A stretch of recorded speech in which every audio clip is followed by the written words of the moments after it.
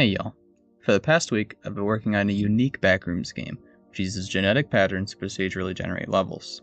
Last video, I was just spawning walls, but since then I've completely overhauled the generation system.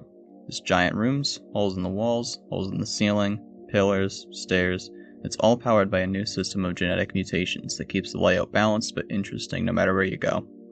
I'm only going to be talking about the procedural generation this time, because the design and story of the game are currently undergoing a lot of changes, and I don't want to make too many promises until it's finalized.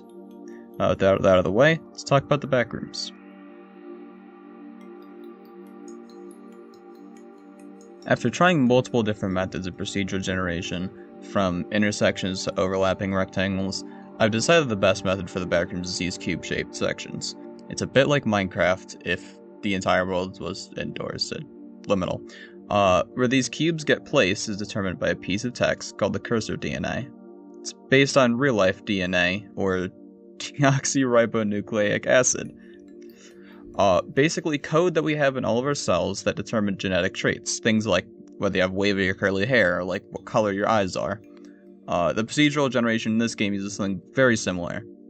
In this case, the first DNA sequence, the cursor DNA, each letter tells the game where to place cubes. For example, like A is forward, B is left, C is back, G turns left, stuff like that. Because the cubes are aligned in a 3D grid, adjacent tiles will always share a wall. The way this is handled is through the second DNA sequence, called the overlap DNA.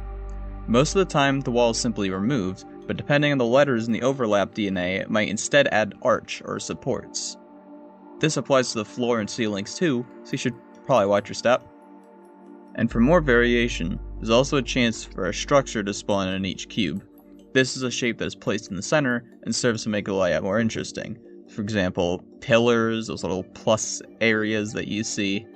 And surprise, surprise, this too has its own DNA sequence called the structure DNA. Each letter corresponds to a different model that can spawn. But this creates a unique issue where certain layouts can become dead ends. To solve this, we'll have to split the generation into two different stages: safe pathing and unsafe pathing. If we think of the Backrooms as a maze, the safe pathing creates a solution to the maze first, where the structures used don't obstruct movement.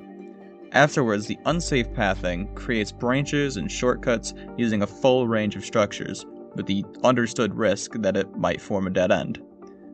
This isn't an issue because the safe pathing already generated a solution, so you always have at least one way to get from the entrance to the exit. Finally, in the last devlog, I was inputting DNA by hand, typing in specific DNA sequences to get neat patterns. But now I've developed a better way to get these unique layouts using pre-made instructions called mutations. These are assets stored in the game's files that can be inserted anywhere in the sequence. For example, if I want to generate a staircase somewhere in the layout, I can add this mutation to the list and watch as it inserts the snippet in different spots.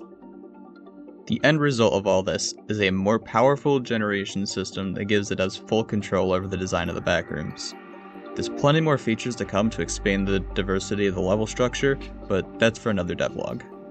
If you'd like to ask me anything about the project, give suggestions, or just keep updated, there's now an official Discord server for the project.